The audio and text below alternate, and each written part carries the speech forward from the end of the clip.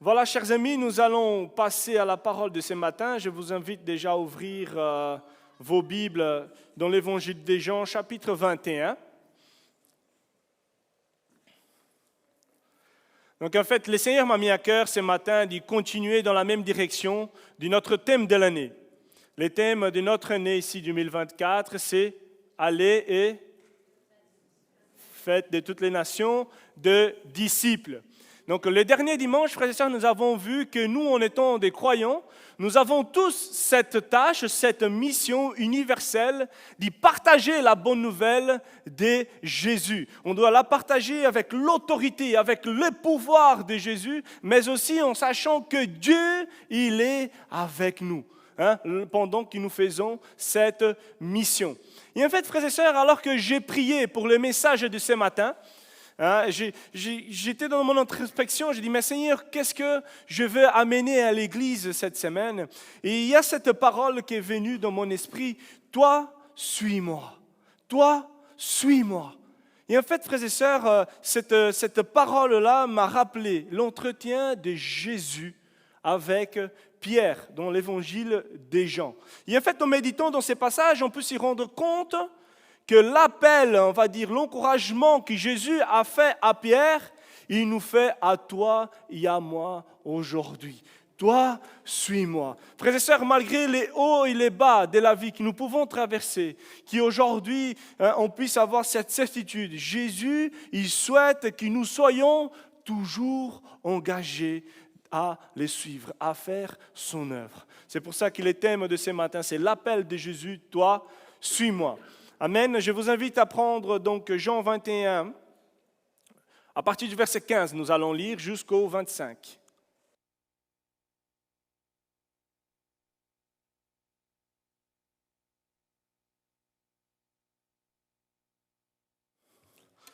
Alors, verset 15, il nous dit, « Lorsqu'ils eurent mangé, Jésus dit à Simon-Pierre, « Simon, fils de Jonas, m'aimes-tu plus que ceux-ci » Il lui répondit, « Oui, Seigneur, tu sais que j'ai de l'amour pour toi. » Et Jésus lui dit, « Nourris mes agneaux. » Verset 16, il lui dit une deuxième fois, « Simon, fils de Jonas, m'aimes-tu » Et Pierre lui répondit, « Oui, Seigneur, tu sais que j'ai de l'amour pour toi. » Et Jésus lui dit, « Prends soin de mes brebis. » Il lui dit à la troisième fois, « Simon, fils de Jonas, as-tu de l'amour pour moi ?» Et Pierre fut attristé, dit ce qu'il lui avait dit à la troisième fois, « As-tu de l'amour pour moi ?»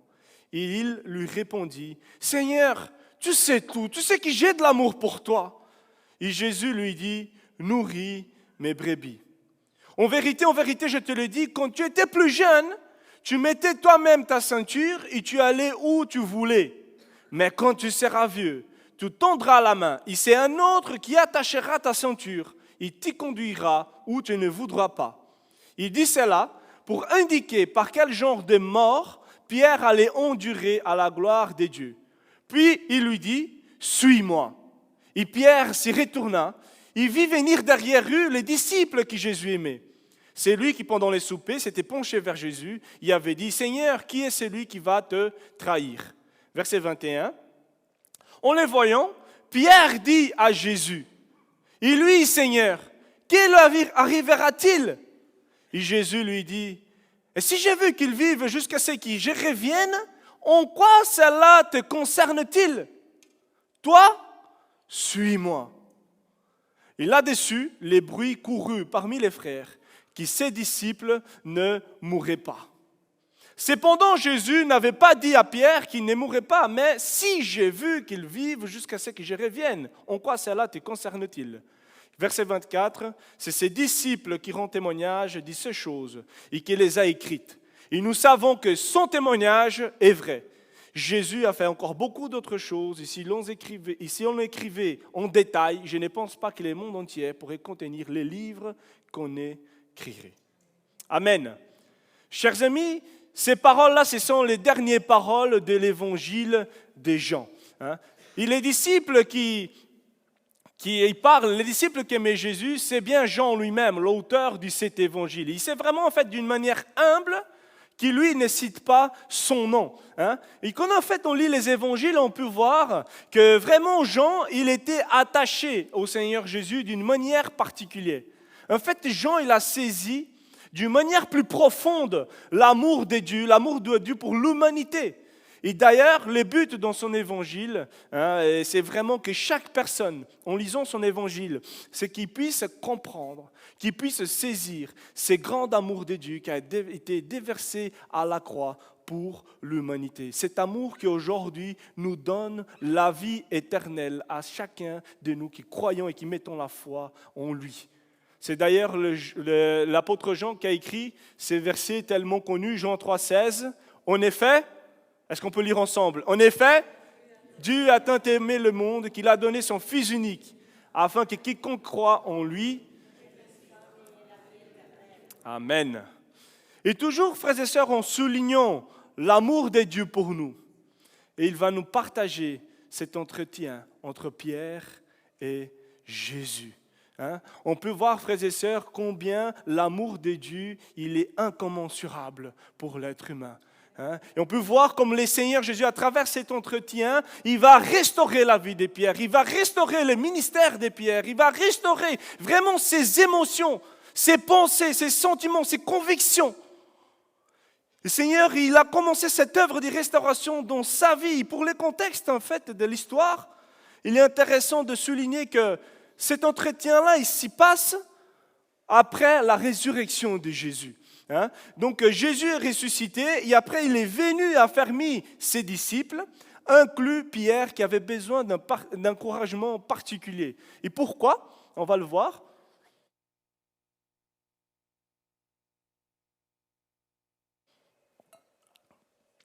Donc frères et sœurs, Pierre, pour ceux qui ne le connaissent pas, Pierre c'était quelqu'un qui avait vraiment une ferveur incroyable pour le Seigneur. C'est quelqu'un vraiment qui avait un courage, il avait une énergie vraiment incroyable. Lui, il a guéri les malades, il a expulsé des démons. Lui, il a vraiment fait des choses vraiment incroyables avec Dieu. Il a participé à cette pêche miraculeuse.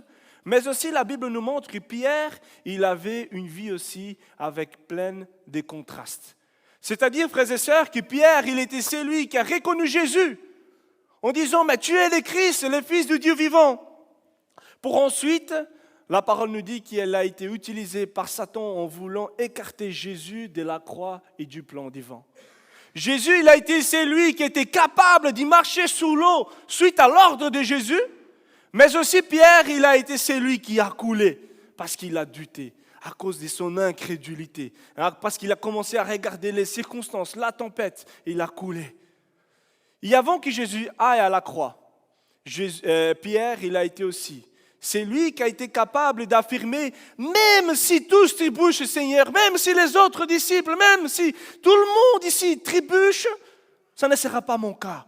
Moi, je suis Pierre. Moi, je suis les mecs, quoi. Non! Il dit même, je donnerai ma vie pour toi. Je suis même prêt à aller en prison. Je suis même à mourir avec toi s'il faut. Mais ensuite, on connaît l'histoire. Pierre, il a régné Jésus par 3 fois. Donc imaginez, chers amis, à ces moments-là, voilà le contexte de ces versets-là, imaginez Pierre, son état émotionnel, son état d'esprit. Comme il s'y sentait après avoir régné Jésus. Il avait vraiment besoin d'être affermi par les seigneurs. Et Jésus, frères et sœurs, c'est ça la grâce, c'est ça l'évangile. Et la beauté de l'évangile, c'est ça, c'est que Jésus ne lui laisse pas sombrer dans ses mauvaises pensées, dans sa détresse. Jésus ne l'abandonne pas, mais Jésus vient donner quelques leçons importantes que j'aimerais vraiment souligner avec vous ce matin et que ça soit d'encouragement pour notre vie de disciples. Donc la première leçon que Jésus souligne dans ces versets est que pour répondre à son appel, toi, suis-moi, les disciples ne doivent pas attendre d'être parfaits pour le servir. Les disciples ne doivent pas attendre d'être parfaits pour les servir. Dis à ton voisin, n'attends pas d'être parfait. Allez, dites-le, n'attends pas d'être parfait.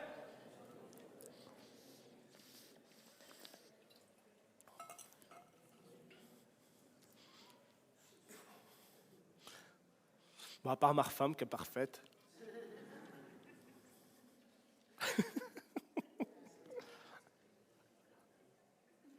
Je rigole. Chers amis, quelle leçon importante Jésus nous enseigne à travers cet entretien.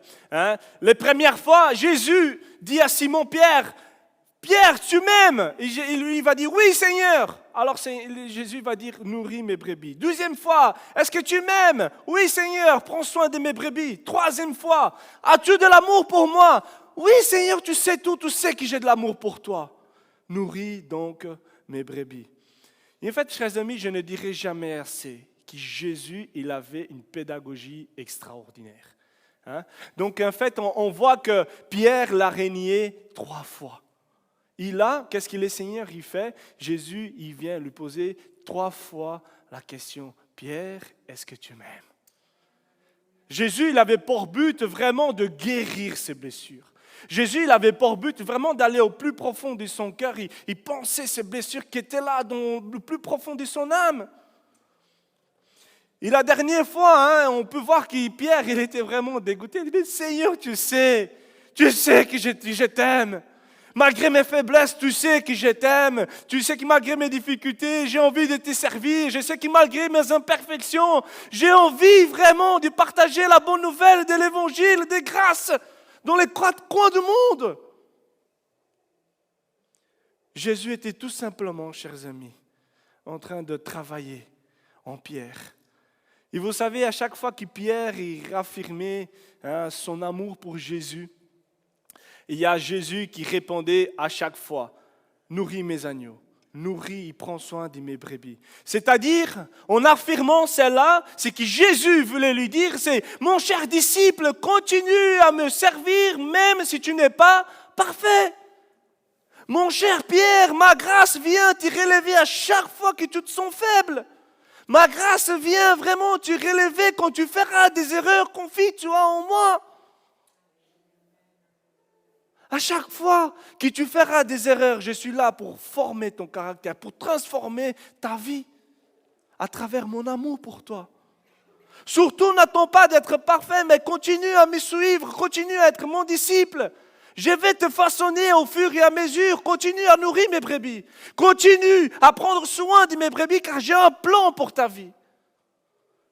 Jésus savait, chers amis, que malgré les faiblesses et les échecs de Pierre, Pierre l'aimait au plus profond de son cœur. Et vous savez, chers amis, à toi qui m'écoutes ce matin, Jésus sait qu'au plus profond de ton cœur, Jésus sait que tu l'aimes. Malgré tes faiblesses, malgré les hauts et les bas de la vie, malgré les montagnes et les vallées que tu peux traverser. Et Dieu te dit aujourd'hui, mon enfant, n'attends pas que tu sois parfait pour me servir. N'attends pas à avoir une vie parfaite pour t'engager dans mes voies. Bien souvent, tu ne me sers pas parce que tu ne t'engages pas dans l'œuvre pour moi, parce que tu regardes ta vie et dis, mais Seigneur, non, c'est pas possible. Tu regardes à ta vie de couple, tu dis, non Seigneur, c'est pas encore top. Non Seigneur, je regarde à mes enfants et tu dis, non, c'est pas encore ça Seigneur. C'est pas encore parfait.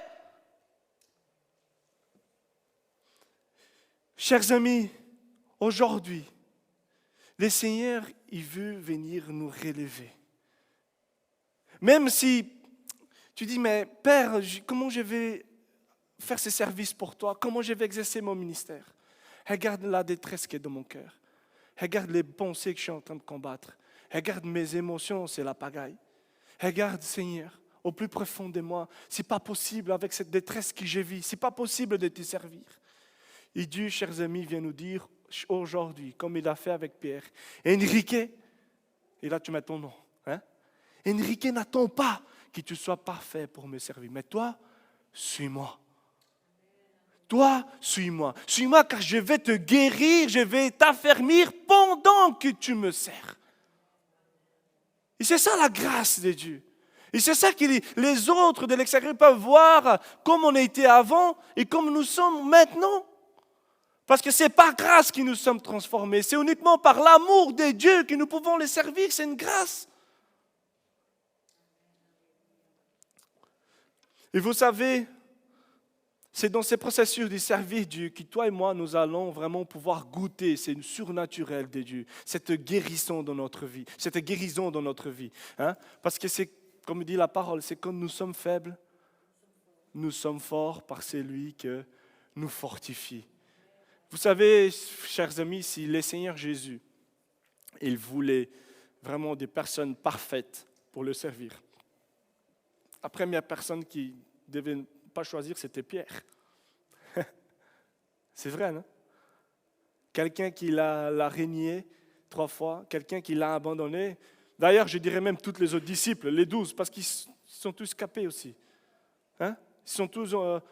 Ils ont tous couru quand les soldats romains ils sont venus chercher Jésus, ils l'ont abandonné. Néanmoins, chers amis, à travers celle-là, nous pouvons voir la grâce de Dieu à travers la vie de ces personnes. Nous pouvons voir comment Dieu peut transformer et comment Dieu peut utiliser chacun d'entre nous, inclus toi qui es là. Dieu peut t'utiliser pour sa gloire. Donc, n'attends pas d'être parfait. Hein?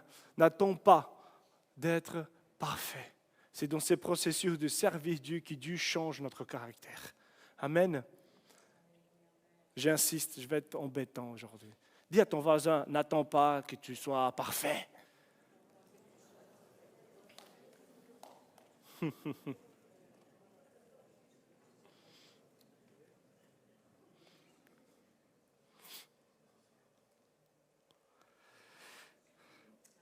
Chers amis, la deuxième leçon que le Seigneur vient souligner dans ces versets est que pour répondre à l'appel de Dieu, toi, suis-moi, les disciples doivent avoir les yeux sur Jésus et non pas sur les autres croyants. C'est moins gai, hein, ce titre-là. Hein? Les disciples doivent avoir les yeux fixés sur Jésus et non pas sur les autres croyants. Jésus va dire, mais si j'ai vu qu'ils vivent jusqu'à ce que je revienne, en quoi cela te concerne? Hein, chers amis, on ne peut pas être disciple de Jésus et être préoccupé avec la vie de mon prochain. Bien évidemment, préoccupé dans le sens à vraiment être préoccupé dans des choses qui ne nous concernent pas. Nous, on doit suivre Christ, tout comme notre prochain aussi, il doit suivre Christ. Hein? Il est plan qui Dieu a pour sa vie. Et Pierre, en fait, en posant la question, mais Jean, il va devenir quoi, lui? Hein? Pierre, il s'inquiétait du destin des gens. Et sagement, Jésus va dire à Pierre, Pierre, encore là, Pierre, hein, toujours pas parfait du tout. Hein? Il dit, Pierre, toi, tu ne peux pas vivre la vie des gens. Hein? C'est lui qui va rendre compte de sa vie, c'est pas toi. Hein? De quoi tu te mêles? C'est vrai, hein? Si je veux qu'ils vivent jusqu'à ce que je revienne, qu'est-ce que t'importe? Concentre-toi sur ta vie et suis-moi. Garde les yeux fixés sur Jésus. Et Jésus, chers amis, il est très clair car il savait qu'avoir les regards sur la vie des autres peut parfois nous empêcher d'y suivre ses pas. Bien souvent, on peut voir que des personnes sont comme ça, stagnées dans leur vie avec Dieu parce qu'ils s'en occupent trop de la vie des autres. Et eux-mêmes, ils n'avancent pas, ils ne laissent même pas l'autre avancer. Chers amis, Jésus vraiment il réaffirme à Pierre et à nous aussi ce matin l'importance de suivre sa propre voie et de vivre sa relation avec lui car la foi est personnelle. Et surtout Pierre ne devait pas s'y comparer aux autres. Il ne devait pas s'inquiéter du sort des autres car cela était les problèmes de Dieu. Et en fait, c'est comme si Jésus disait à Pierre, vraiment, mais Pierre, reste concentré. T'éparpille pas, reste concentré sur les plans que j'ai pour ta vie. Essaie déjà de comprendre mes voies, essaie déjà de me suivre, les voies que je vais te montrer, et ne te laisse surtout pas distraire par les destins des autres. Hein? Et chers amis, on doit avouer que parfois on est un peu comme Pierre. On a tendance à vouloir s'y comparer à l'autre, on a tendance à s'y mêler un peu trop dans la vie du prochain, Hein? Et vous savez, quand on n'a pas les yeux fixés sur Jésus, sur notre relation avec lui, cela vous dit que nous sommes trop occupés à regarder la vie de notre prochain. Et en fait, quand je suis occupé à regarder la vie de mon prochain, c'est là qui surgissent vraiment les difficultés, les soucis, les isanies, les ragots, les rumeurs. D'ailleurs, l'apôtre Jean, il dit qu'il y a une fausse rumeur qui a couru parmi les frères. C'était quoi la rumeur? La rumeur, c'était que Jean n'allait pas mourir. Le Seigneur n'avait pas dit ça. L'enseignement que nous pouvons en tirer, chers amis, est que non seulement on doit avoir les yeux sur Jésus, mais aussi nous devons éviter cette curiosité qui est parfois malsaine. Cette curiosité qui est parfois mal placée. Pierre n'était pas vraiment parfait. On peut dire que tout est parti de lui. Même si le Seigneur il avait encore des choses à travailler. Tout est parti de lui, mais on peut voir qu'il s'est laissé transformer par Dieu. On peut voir en acte que lui, il va faire une prêche et 3000 personnes vont s'y convertir. On va voir que le Seigneur va donner des révélations incroyables. Pourquoi? Tout simplement, lui, qui était un homme ordinaire, il s'est laissé modeler, façonner par Dieu. Et c'est là, mon frère, ma soeur, c'est pour moi et pour toi aujourd'hui. Ne combat pas Dieu, laisse-le transformer ta vie ce matin. La première part, c'est ça, réaliser que nous ne sommes pas parfaits. Et l'autre, c'est vraiment nous concentrer sur nous-mêmes et laisser Dieu transformer notre vie. Et chers amis, si un jour on fait face à des choses pareilles, à des rumeurs pareilles qui peuvent surgir, faisons comme l'apôtre Jean. Qu'est-ce qu'il fait? Il coupe directement. Parce que ce n'est pas édifiant du tout. Il dit non, le Seigneur n'a pas dit ça, attention. Donc, frères et sœurs, comme je disais tout à l'heure, ce point est moins enthousiaste que les premières.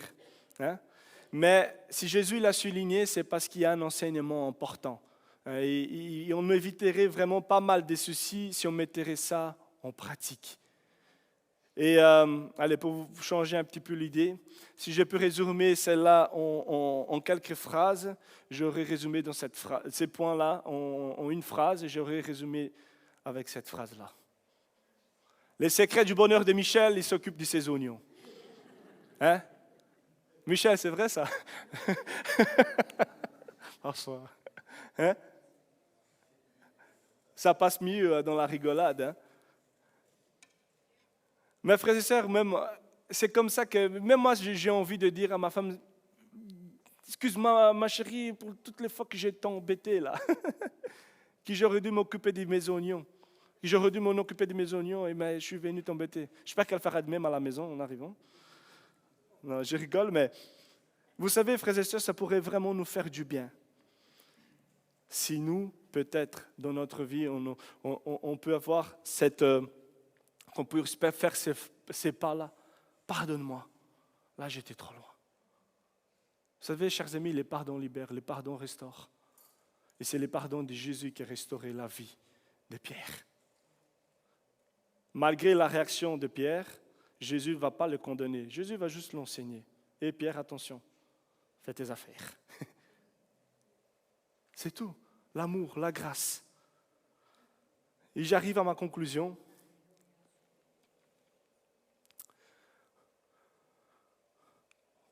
Donc mon frère, ma sœur, je t'encourage aujourd'hui, réponds à cet appel de Dieu. Toi, suis-moi. En sachant que toi, tu ne seras jamais parfait. On essaie vraiment d'arriver à la ressemblance de Dieu. On essaie vraiment d'arriver au plus près, de marcher comme Jésus a marché. Mais aussi, garde les yeux fixés sur Jésus au lieu de regarder la vie de ceux qui t'entourent. N'attends pas d'être parfait, sinon tu resteras toujours stagné dans ta vie. Parfois, on attend, frères et sœurs, les bonnes ressources, d'avoir vraiment... Seigneur, j'ai envie de voir clair dans ma situation pour pouvoir te suivre, pour pouvoir te servir. J'ai envie de savoir, Seigneur, tout dans tous les détails, où tu vas m'amener là. Si je prends cet engagement aujourd'hui de te suivre, de te servir, tu vas faire quoi dans ma vie? Et vous savez, Serge Ami, le Seigneur nous encourage ce matin à faire les premiers pas. Toi, suis-moi. Toi, aie confiance. Même si tu dis, Enrique, mais j'ai vu comprendre. Avant de le suivre, je veux vraiment saisir tous les plans de Dieu dans sa totalité. Chers amis, je vous dis déjà à l'avance, la parole nous parle que les plans de Dieu, les pensées de Dieu sont au-dessous des nôtres, comme les ciels et au-dessus de la terre. Hein? Donc ça veut dire, frères et sœurs, que même si j'essaye de comprendre, ça va toujours nous fuir. Mais ça veut dire aussi que les plans de Dieu, on ne les comprend pas, on les vit. Les plans de Dieu, bien souvent, on ne les comprend pas, mais on les vit. Vous savez, je me suis converti à l'âge de 17 ans. Aujourd'hui, j'en ai 34. Et je n'ai jamais pensé un jour de quitter mon pays, d'y venir ici, d'habiter à Courcelles, de quitter le Brésil pour habiter à Courcelles, qu'un jour j'allais passer en vélo devant l'église et qui, des années plus tard, j'allais devenir pasteur de cette église.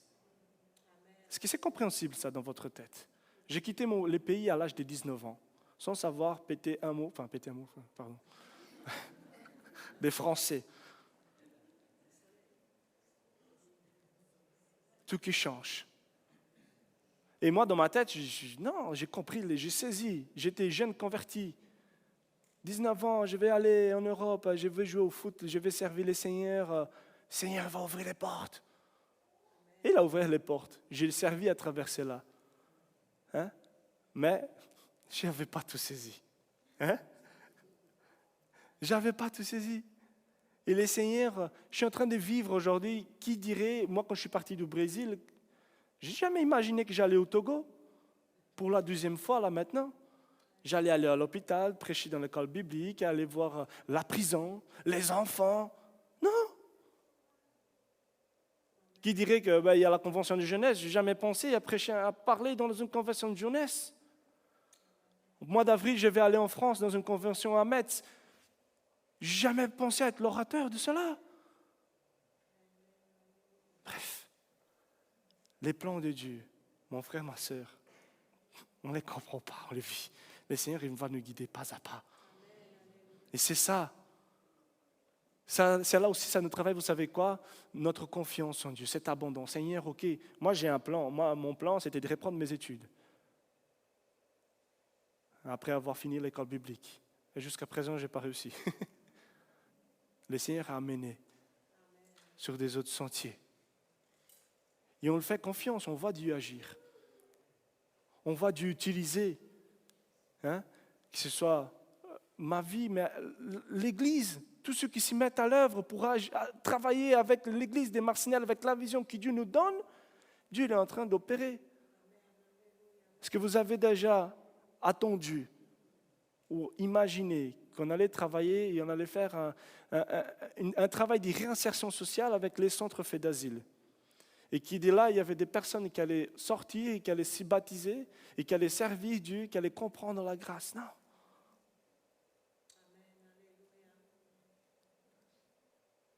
Vous savez, chers amis, et tout cela, le Seigneur le fait malgré nous. Malgré mes imperfections, parce que j'ai encore les caractères à changer. Tout le monde.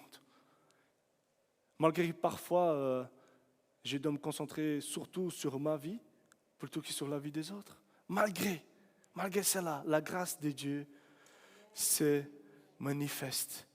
Donc, je t'encourage aujourd'hui, continue avec tes imperfections à suivre les plans de Dieu. Ne regarde pas à des choses qui ne te concernent pas dans la vie de ton voisin, mais continue à marcher pas à pas dans les voies du Seigneur. Amen. Mon frère, ma sœur, il va te rendre capable d'accomplir la mission qu'il t'a donnée. Le Seigneur va te faire des choses inimaginables, comme il est en train de faire avec moi. Le Seigneur va utiliser ta vie pour sa gloire. Il n'y a pas uniquement la vie du pasteur qui l'utilise pour sa gloire. On est tous des croyants, on est tous appelés à manifester son amour, sa grâce, sa gloire, là où nous sommes. Fais confiance à Dieu dès aujourd'hui et comme un bon disciple, rentre dans cette dynamique de la vie chrétienne et suis-le, malgré. Amen. Que Dieu vous bénisse.